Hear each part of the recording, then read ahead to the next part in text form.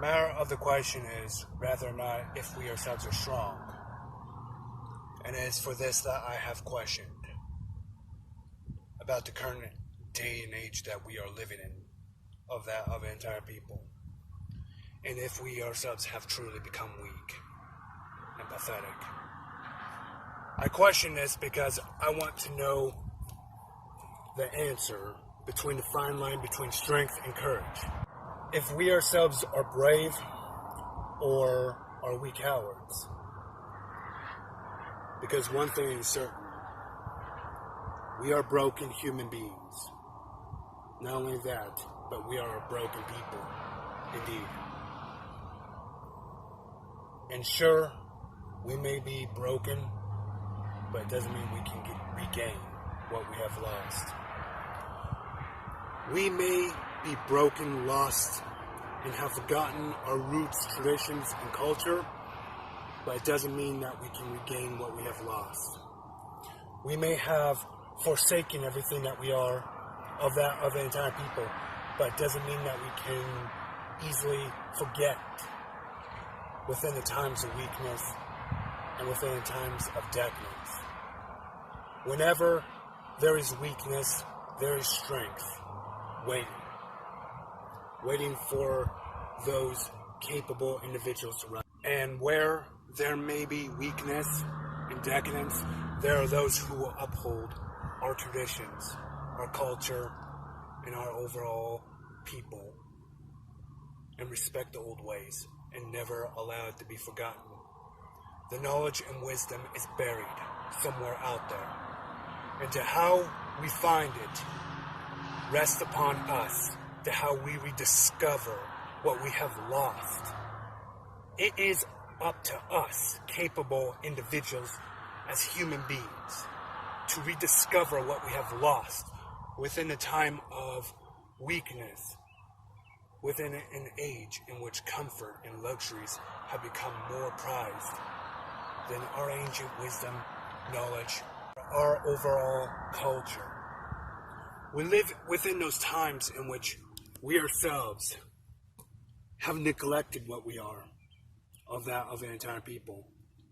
And it is time to say enough is enough. It is time to search for that truth and that founding wisdom and respecting our traditions, our norms, and our way of life and our culture, and to never allow it to be forsaken or forgotten ever again. It is there, people. It is just one step away from rediscovering who and what we are. And we may be broken, lost, and have forgotten our ways, but it doesn't have to be so forever. We can rediscover what we have lost. And that is why it is up to us, those few capable individuals, to rediscover what has been lost and provide it and to give it back to our people and to present it as an alternative to what they are currently seeing. Sure, people can argue that we are lazy, decadent, and degenerates, and that we are weak, mindless consumers, but it does not have to be so if we will it. To otherwise bring about that change within us and everything that makes us who and what we are of the entire people. It doesn't have to be that way if we ourselves will it and don't want it to be so. We can rediscover things that our forebears before us knew. It's simply up to us to how we do it. And we may live within this day and age in which weakness has become more prized than courage and strength. But there comes a time in which we ourselves must say, no more. We must rediscover what we are for the restoration and preservation of our people. To rediscover something that has been lost and to otherwise give new life to which there was not. Rest upon our shoulders alone to how we achieve it. and it is on us.